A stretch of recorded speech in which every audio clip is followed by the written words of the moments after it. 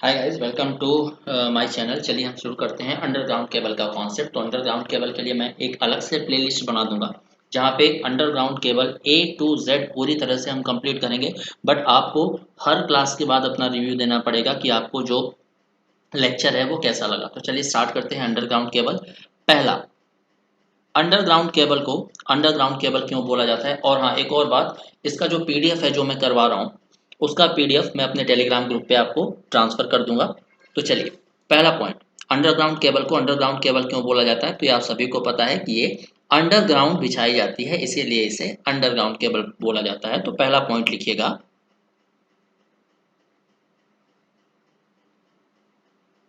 Underground cable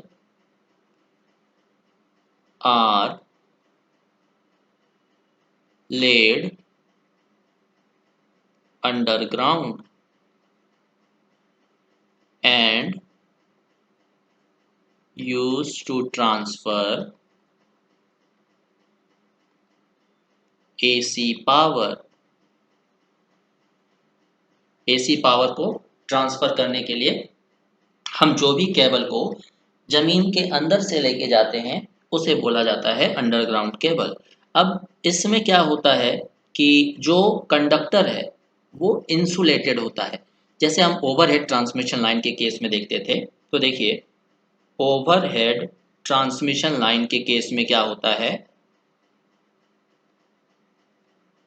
conductor is not insulated. ये free होता है टू द एनवायरनमेंट, मतलब एनवायरनमेंट में एक्सपोज्ड रहता है। मतलब जैसे एक कॉपर का कंडक्टर है तो उसे एक टावर से दूसरे टावर की हेल्प से हम एक जगह से दूसरे जगह लेके जा रहे हैं, तो वो एनवायरनमेंट के डायरेक्ट कांटेक्ट में है, मतलब उस कंडक्टर के ऊपर कोई भी इंसुलेशन नहीं लगा। बट अंडरग्राउंड केबल के केस में क्या होता है, अंडरग्राउंड केबल के केस में क्या होता है, 6 layer is present. 6 layers are present. Underground cable में कंडक्टर को लेके टोटल 6 लेयर्स होती हैं, ठीक। बट ओवरहेड ट्रांसमिशन लाइन में सिर्फ कंडक्टर होता है, उसमें और कोई भी लेयर प्रेजेंट नहीं होती। अब देखिए, अंडरग्राउंड केबल कहाँ पे बिछाई जाती है या कहाँ पे यूज की जाती है। अंडरग्राउंड केबल वहां पे यूज की जाती है जहां पे ओवरहेड ट्रांसमिशन लाइन को इंस्टॉल करना पॉसिबल नहीं होता। तो लिखिएगा, underground cables are used where the overhead transmission line are unable to install। तो अब बात कर लेते हैं इन 6 लेयर्स की, जो कि बहुत ज़्यादा इंपॉर्टेंट है। तो total 6 layers are there in underground cable, और इन सभी लेयर को सीक्वेंस में आपको क्या करना है, याद रखना है। तो नेक्स्ट पॉइंट लिखिएगा, layers of underground cable.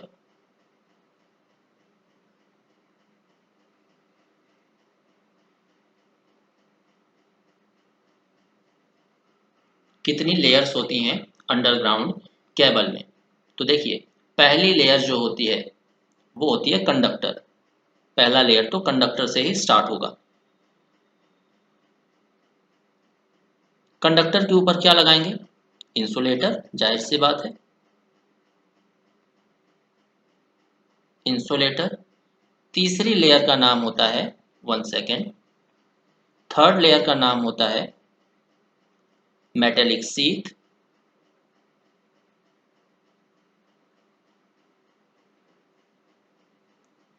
Fourth layer का नाम होता है बेडिंग।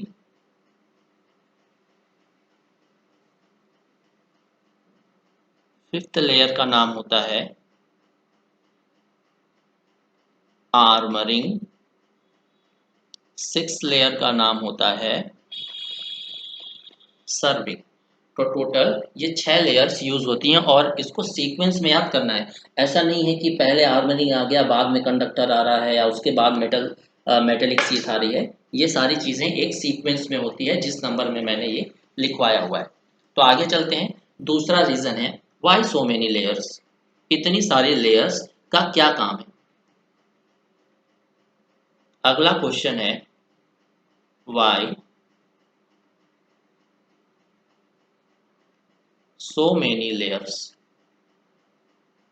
ओवरहेड ट्रांसमिशन लाइन में तो एक भी लेयर नहीं थी, सिर्फ कंडक्टर था।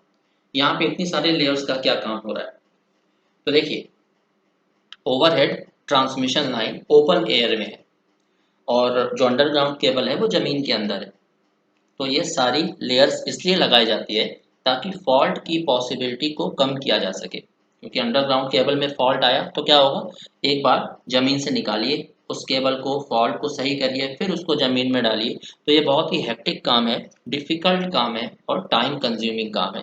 वहीं ओवरहेड ट्रांसमिशन लाइन में अगर फॉल्ट आता है तो डायरेक्ट आप उसे जमीन से निकालने का कोई सीन ही नहीं है, क्योंकि वो तो ऊपर open air with the help of tower जा रही है, तो उसे आसानी से सुधारा जा सकता है as compare to underground cable. तो हम क्या करते हैं, 6 लेयर बना देते हैं ताकि फॉल्ट आने के चांसेस ही कम हो जाएं। ठीक।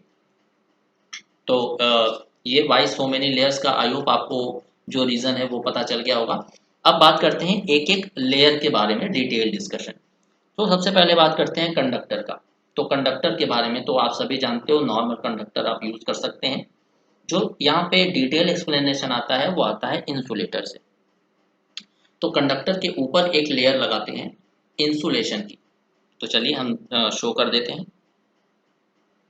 तो देखिए, ये है आपका केबल का डायग्राम और इसके हर लेयर, इसकी जो हर लेयर है वो स्टेप वाइज है जैसा हमने देखा था। तो जैसे ये वाली लेयर देख लीजिए, ये है हमारा कंडक्टर।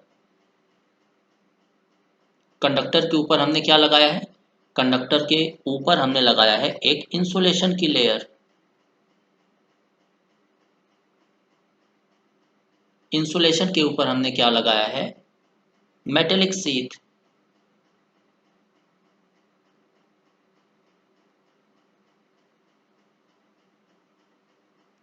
मेटेलिक शीथ के ऊपर हमने क्या लगाया है, बेडिंग। ये है बेडिंग। बेडिंग के ऊपर क्या लगाया गया है, आर्मरिंग।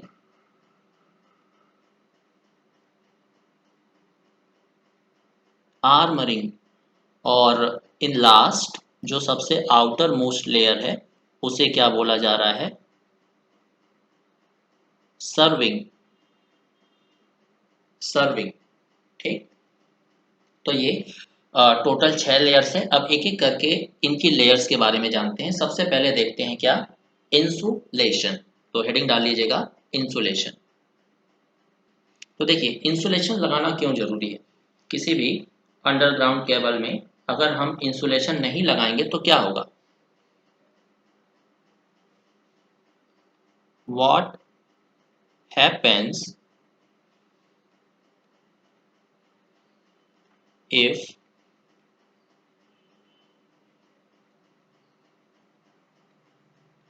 insulation is absent। अगर इंसुलेशन एब्सेंट होगा तो क्या होगा, देखिए मान लीजिए ये इंसुलेशन की जो लेयर है ये हमने हटा दी, तो क्या होगा, ये जो आउटर मोस्ट लेयर है सर्विंग, ये डायरेक्टली किससे कनेक्टेड है, ये डायरेक्टली ग्राउंड से ही तो कनेक्ट होगी, क्योंकि इसका नाम ही है क्या, अंडरग्राउंड केबल। तो ये डायरेक्टली ग्राउंड से कनेक्ट होगी, इसको बोल दीजिए ग्राउंड। तो इंसुलेशन ही एक ऐसी लेयर है जो कंडक्टर को ग्राउंड से सेपरेट कर रही है। तो क्या होगा, अगर इंसुलेशन एब्सेंट हो जाएगा तो conductor will get in direct contact with ground. Conductor will get in direct contact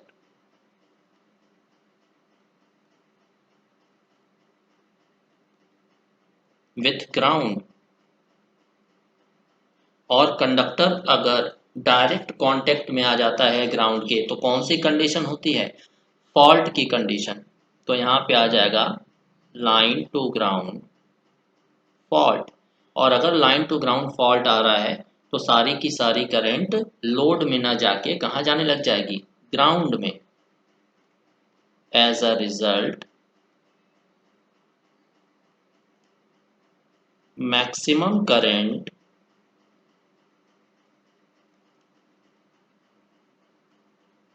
instead of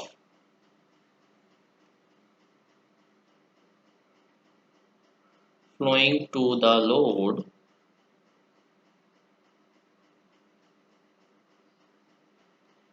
start flowing through ground।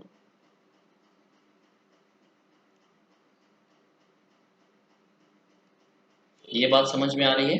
तो ये इसका रीज़न है कि हम इंसुलेशन क्यों लगाते हैं। ठीक, अब अगला जो इम्पोर्टेंट टॉपिक है वह है कि इस इंसुलेशन की प्रॉपर्टीज़ क्या क्या होनी चाहिए। तो लिखिएगा प्रॉपर्टीज़ ऑफ इंसुलेशन, ये हमारी सेकेंड लेयर है, याद रखिएगा। पहला कंडक्टर को हमने ऐड कर लिया है। प्रॉपर्टीज ऑफ इंसुलेशन, इंसुलेशन की क्या क्या प्रॉपर्टीज होनी चाहिए। तो पहली जो इंपॉर्टेंट प्रॉपर्टी होनी चाहिए वो ये है कि इंसुलेशन का रेजिस्टेंस हाई होना चाहिए। Insulation resistance must be high. अगर नहीं हाई हुआ तो क्या होगा, देखिए हर चीज़ का एक रीज़न होगा। तो अगर इंसुलेशन का रेजिस्टेंस हाई नहीं हुआ तो क्या होगा, तो देखिए अगर हमने प्रैक्टिकली सोचिए कि अगर हमने इंसुलेशन की लेयर लगाई हुई है कंडक्टर के बाद, यहाँ पे देखिए मैं एक बार आपको शो कर देता हूँ। यहाँ पे इंसुलेशन की लेयर हमने लगाई हुई है, तो क्या कंडक्टर से ग्राउंड में जीरो करंट फ्लो होगी, करंट ही नहीं फ्लो होगी, होगी बहुत ही small amount of current flow होगी जिसे हम बोलेंगे लीकेज करंट। मतलब इस कंडक्टर से एक small amount of current ground में जाएगी, आई लीकेज, जिसे हम बोलेंगे लीकेज करंट। ठीक, तो देखिए लीकेज करंट का फॉर्मूला क्या हो जाएगा, V phase divided by R insulation. अब हमने इंसुलेशन रेजिस्टेंस को ही क्यों लिया है यहाँ पे, तो देखिए जो करंट फ्लो हो रही है वो उसके बीच में कौन सा सबसे हाई रेजिस्टेंस का पाथ पड़ रहा है, इंसुलेशन का, तो इसीलिए हमने इंसुलेशन रेजिस्टेंस को कंसिडर कर लिया। अब इंसुलेशन का रेजिस्टेंस हाई इसलिए होना चाहिए कि अगर इंसुलेशन रेजिस्टेंस हाई होगा तो लीकेज करंट कम हो जाएगी, और हम चाहते हैं कि लीकेज करंट कम रहे। ठीक, क्योंकि ज़्यादा से ज़्यादा हम करंट कहाँ पे चाहते हैं, लोड में जाए, लीकेज करंट कम रहे। पहली प्रॉपर्टी थी ये। अब बात करते हैं दूसरी प्रॉपर्टी की। तो दूसरी प्रॉपर्टी है insulation should be non hygroscopic. Insulation should be non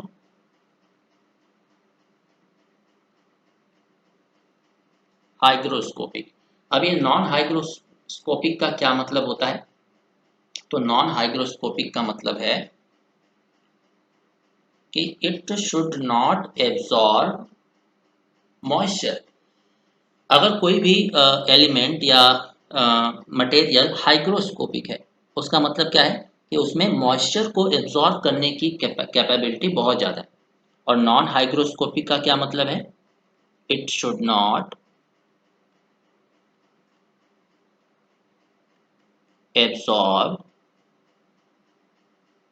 moisture और वाटर। क्यों, क्योंकि अंडरग्राउंड केबल कहाँ पे लगाई गई है, ग्राउंड के अंदर। ग्राउंड के अंदर मिट्टी में नमी होगी तो उससे वो एब्जॉर्ब न करना शुरू कर दे, नहीं तो क्या होगा, वाटर है, water is a good conductor. तो लिखिएगा वाटर क्या है, water is a good conductor. तो अगर ये इंसुलेशन वाटर पार्टिकल, ये वाटर मॉलिक्यूल्स को एब्जॉर्ब करना शुरू कर देगा, तो इंसुलेशन का जो रेजिस्टेंस है वो कम होना शुरू हो जाएगा।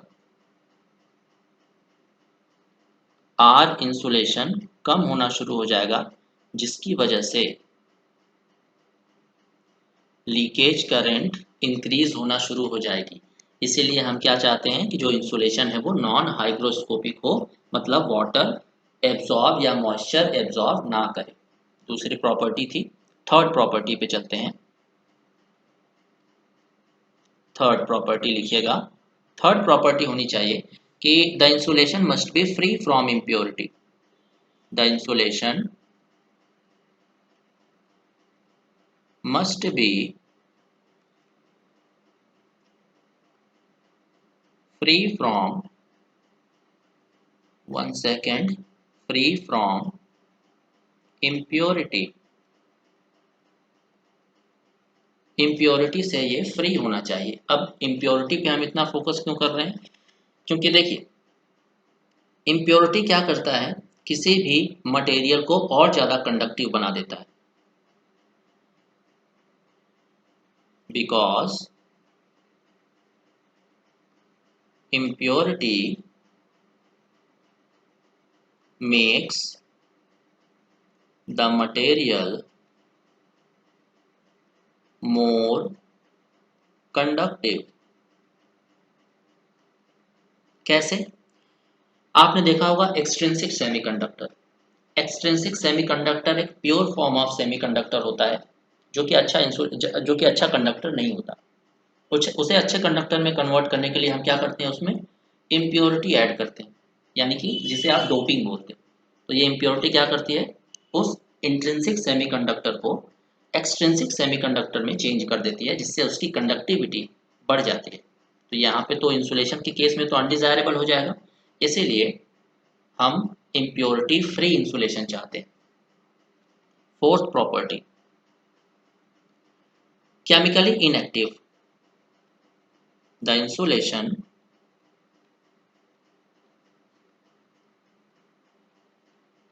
must be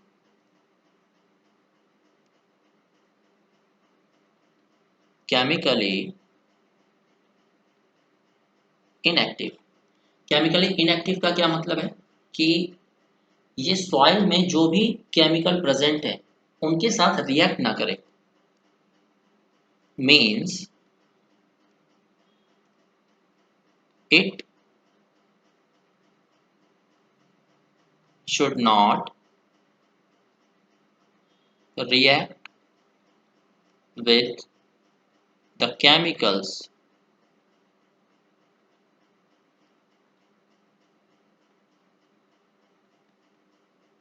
present in the ground or soil।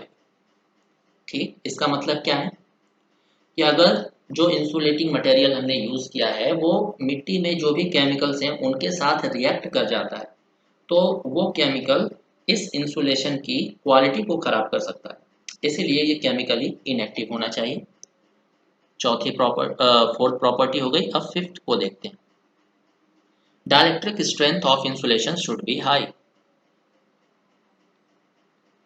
Dielectric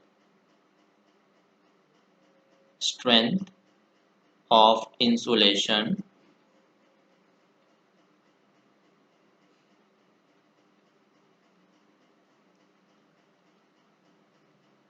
should be high. Dielectric strength किसी भी इंसुलेशन की हाई होनी चाहिए, जिससे वोल्टेज बढ़ने पे इसका ब्रेकडाउन जल्दी ना हो। तो लिख लीजिएगा, so that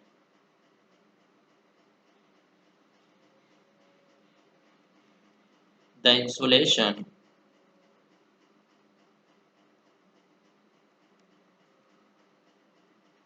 must not break down easily। ठीक, अब कौन कौन से मटेरियल यूज किए जाते हैं इंसुलेशन बनाने के दौरान? तो लिखिएगा, material used as insulation. material used as insulation। तो पहला मटेरियल होता है वल्कनाइज्ड रबर।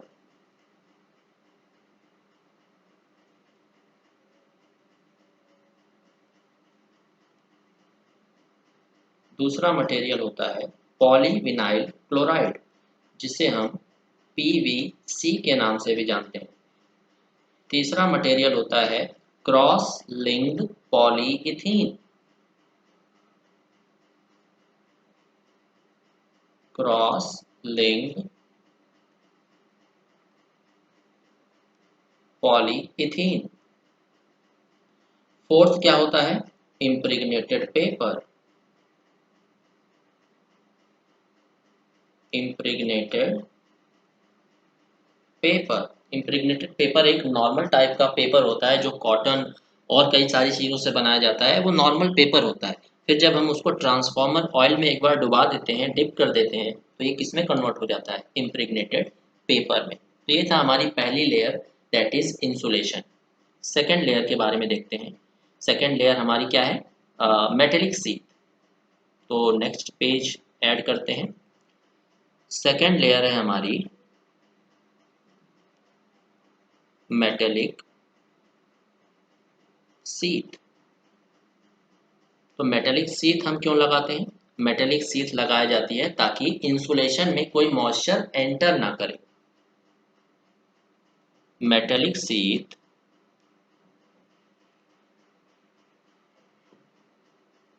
prevent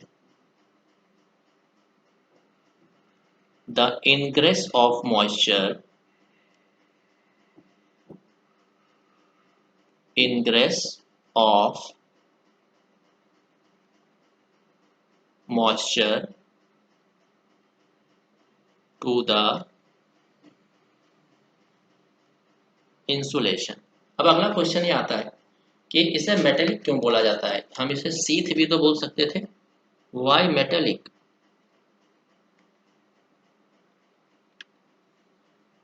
क्योंकि ये किससे बनती है? ये बनी होती है एल्यूमिनियम और लेड से। Because it is made up of aluminium और lead। इसमें भी सबसे ज़्यादा लेड का यूज़ किया जाता है, इसीलिए कहीं कहीं इसे लेड सीथ भी बोलते हैं। Lead sheath. अब देखिए लेड सीथ किसकी होती है? मतलब बहुत ही जैसे शीशे टाइप का मटेरियल हो गया, बहुत ही वीक टाइप का मटेरियल होता है लेड, जिसे प्रोटेक्ट, ये जल्दी से टूट सकता है। तो इसे प्रोटेक्ट करने के लिए, या ऐसा सोचिए chemical property point of view से सोचिए कि ये मेटेलिक सीथ है, किस चीज़ की बनी है? मेटल की। तो इसमें जंग लग सकती है, कोरोजन हो सकता है। तो इस मेटेलिक सीथ को कोरोजन से बचाने के लिए क्या यूज़ किया जाता है? बेडिंग। थर्ड पॉइंट लिखिएगा। थर्ड लेयर हमारी कौन सी है? बेडिंग। सॉरी, ये थर्ड लेयर है, ये फोर्थ लेयर है। वन सेकेंड में इरेज कर देता हूँ इसे। ये हमारी फोर्थ लेयर है ना। पहली थी कंडक्टर, दूसरा था इंसुलेशन, तीसरी थी मेटेलिक सीथ और चौथी है बेडिंग। तो बेडिंग के बारे में लिखिएगा। Bedding prevent the sheath from corrosion, या bedding protect the sheath from corrosion. अब जो बेडिंग है वो बनती किससे है? So it is made of, या ऐसा लिखिएगा, bedding is made of fibrous material,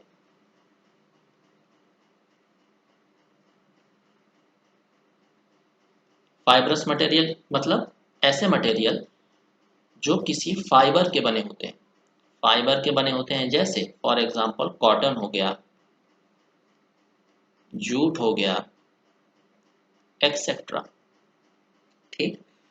इसका एक और काम होता है कि ये शीत को मैकेनिकल इंजरी से भी बचाता है। बेडिंग ऑल्सो प्रोटेक्ट शीत फ्रॉम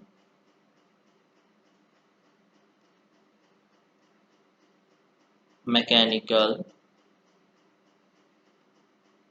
इंजरी। ये हो गई फोर्थ लेयर।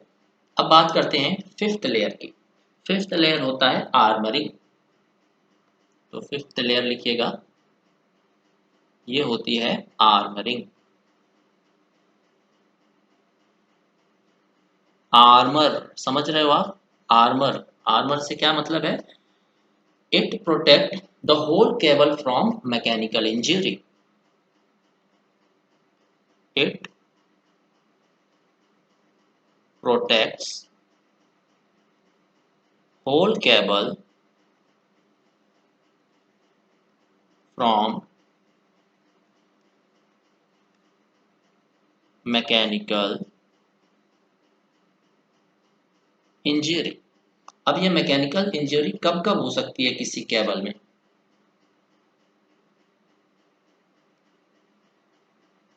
तो मैकेनिकल इंजरी नॉर्मली दो केसेस में पॉसिबल होती है।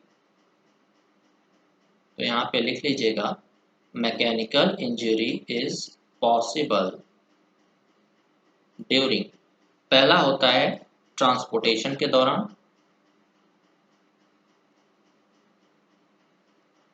मतलब जिस फैक्ट्री से केबल बनी है, जहाँ पे यूज करना है उसके बीच की जो दूरी है उसको ट्रांसपोर्टेशन बोलेंगे, एक जगह से दूसरी जगह पहुंचाना। तो उस दौरान मैकेनिकल इंजरी हो सकती है। दूसरी lying down, sorry laying down, मतलब केबल को जमीन में बिछाते टाइम मैकेनिकल इंजरी हो सकती है। तो ये किस चीज का बनता है? ये बनता है galvanised steel. Armouring is made made up of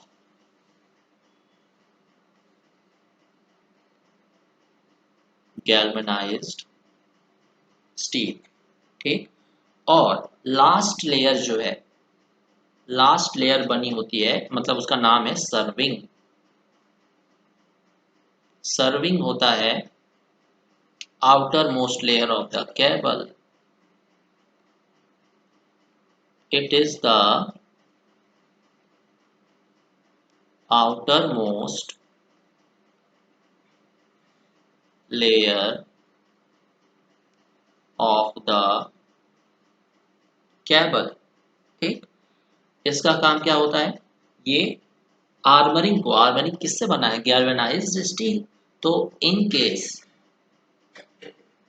तो लिखिएगा, it protects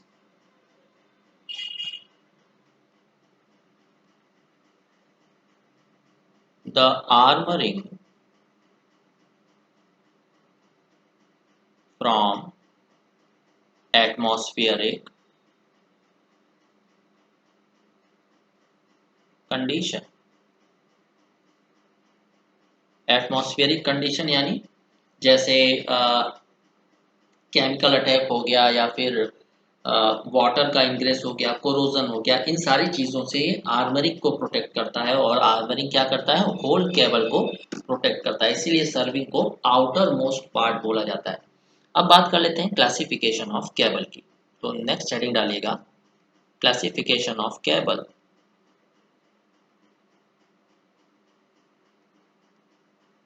classification of cables.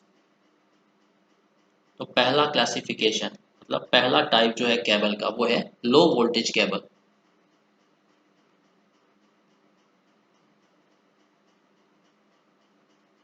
ये है, ये यूज होता है अप टू 1 kb। दूसरा हाई वोल्टेज केबल, ये यूज होता है अप टू 11 kb। तीसरा होता है super tension cable,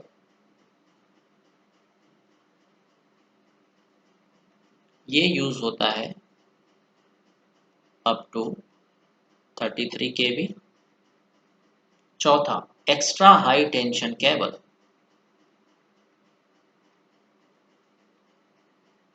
extra high tension cable, ये यूज होता है अप टू 66 kb। लास्ट है जो लिमिट इंडिया में, एक्स्ट्रा सुपर टेंशन केबल, ये होता है अप टू 132 के। नेक्स्ट क्लास में हम क्या देखेंगे, चलिए आज के लिए इतना ही रखते हैं। आप लोग अपना जो फीडबैक है कमेंट बॉक्स में वो ज़रूर दीजिएगा। नेक्स्ट क्लास टॉपिक हम देखेंगे comparison between overhead and underground cable, overhead transmission line and underground cable. Comparison between overhead transmission line and UG cable. ठीक, तो इसका जो पीडीएफ है वो आपको मेरे टेलीग्राम ग्रुप पे मिल जाएगा। टेलीग्राम ग्रुप का जो लिंक है वो मैंने डिस्क्रिप्शन बॉक्स में डाल के रखा हुआ है। चलिए मिलते हैं नेक्स्ट क्लास में। Thank you very much.